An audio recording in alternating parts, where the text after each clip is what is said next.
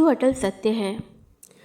एक चतुर व्यक्ति को काल से बहुत डर लगता था और वह सोचता था कि मेरी किसी भी क्षण मृत्यु हो सकती है।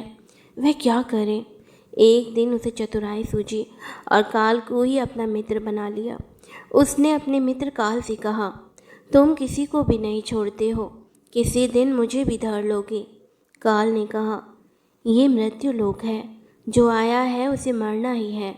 सृष्टि का ये शाश्वत नियम है, इसीलिए मैं मजबूर हूँ। पर तुम मेरे मित्र हो, इसीलिए मैं जितनी रियायत कर सकता हूँ करूँगा ही। मुझसे क्या आशा रखते हो, साफ साफ कहो। व्यक्ति ने कहा, मित्र, मैं इतना ही चाहता हूँ कि आप मुझे अपने लोक ले जाने के लिए आने से कुछ दिन पहले एक पत्र अवश्य लिख देना, ताकि मैं अपने बाल बच्चों को कारोबार की सभी बातें अच्छी तरह से समझा दूँ और स्वयं भी भगवान भजन में लग जाऊँ। काल ने प्रेम से कहा, यह कौन सी बड़ी बात है, मैं एक नहीं आपको 4 पत्र भेज दूँगा। चिंता मत करो, चारों पत्रों के बीच समय भी अच्छा खासा दूँगा, ताकि तुम सचेत होकर काम निपटा सको। वह व्यक्ति बड़ा ही प्रसन्न हुआ, सोचने लगा कि आज से मेरे मन से काल का भय भी निकल गया। मैं जाने से पूर्व अपने सभी कार्य पूर्ण करके जाऊंगा, तो देवता भी मेरा स्वागत करेंगे। दिन बीतते गए, आखिर मृत्यु की घड़ी आ पहुंची। काल अपने दूतों सहित उसके समीप आकर बोला, मित्र, अब समय पूरा हुआ, मेरे साथ चलिए। मैं सत्यता और दृढ़ता पूर्वक अपने स्वामी की आज्ञा का पालन करते हुए एक क्षण भी तुम्हें और यहाँ नहीं छोड़ूंगा। उस व्यक्ति के माथे पर बल पड़ गए, भ्रकटी तन गई और कहने लगा, धिक्कार है तुम्हारे जैसे मित्रों पर। मेरे साथ विश्वासघात करते हुए तुम्हें लज्जा नहीं आती? तुमने मुझे वचन दिया था कि आने से पहले पत्र लिखूंगा, परंतु तुम तो बिना किसी सूचना के अचानक दूतों सहित मेरे ऊपर चढ़ाए। मित्रता तो दूर रही, तुमने अपने वचन को भी नहीं निभाया। काल हंसा और बोला, मित्र, इतना झूठ तो ना बोलो। मैंने आपको एक नहीं 4 पत्र भेजे, आपने एक भी उत्तर नहीं दिया। उस व्यक्ति ने चौंक कर पूछा, कौन से पत्र, कोई प्रमाण है? मुझे पत्र प्राप्त होने की कोई डाक रसीद आपके पास है तो दिखाओ।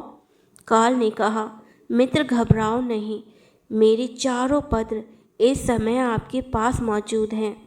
मेरा पहला पत्र आपके सिर पर चढ़कर बोला, आपके काले सुंदर बाल उन्हें सफ़ेद कर दिया और यह भी कहा कि सावधान हो जाओ, जो करना है कर डालो। बनावटी रंग लगाकर आपने अपने बालों को फिर से काला कर लिया और पुनः जवान बनने के सपनों में खो गए। आज तक मेरे श्वेत अक्षर आपके सिर पर लिखे हुए हैं। कुछ दिन बाद मैंने दूसरा पत्र आपके नेत्रों के प्रति भेजा।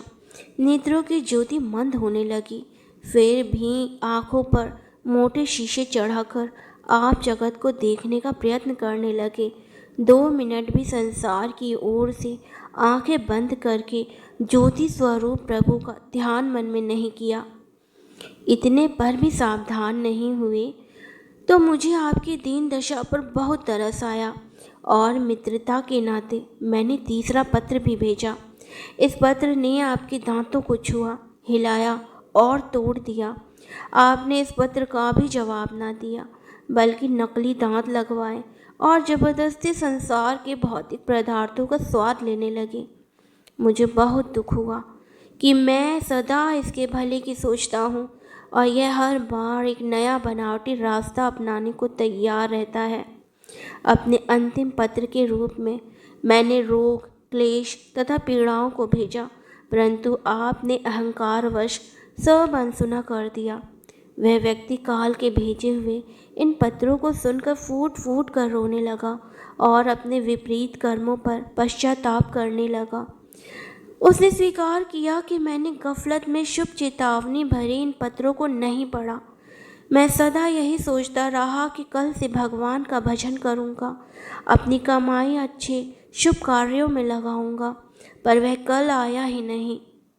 काल ने कहा, आज तक तुमने जो कुछ भी किया, राग, रंग, स्वार्थ और भोगों के लिए जानबूझकर ईश्वरीय नियमों को तोड़कर तुमने कर्म किए हैं।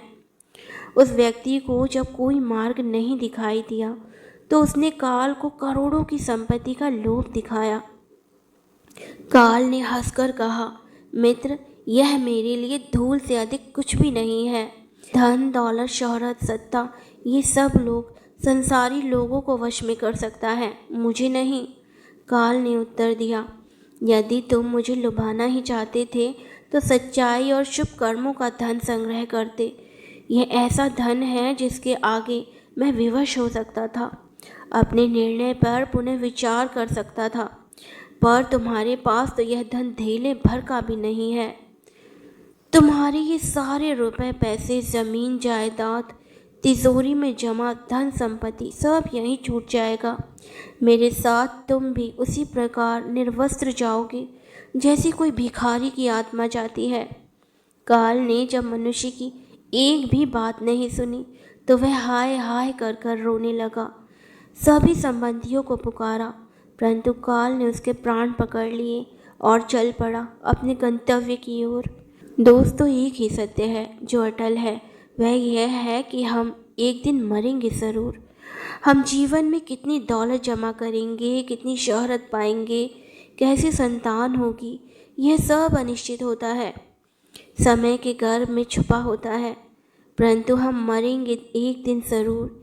ये बात हमारे जन्म के साथ ही तय हो जाती है। तो दोस्तों, यह थी आज की कहानी। पसंद आई हो तो इसे लाइक करें, चैनल को सब्सक्राइब करें।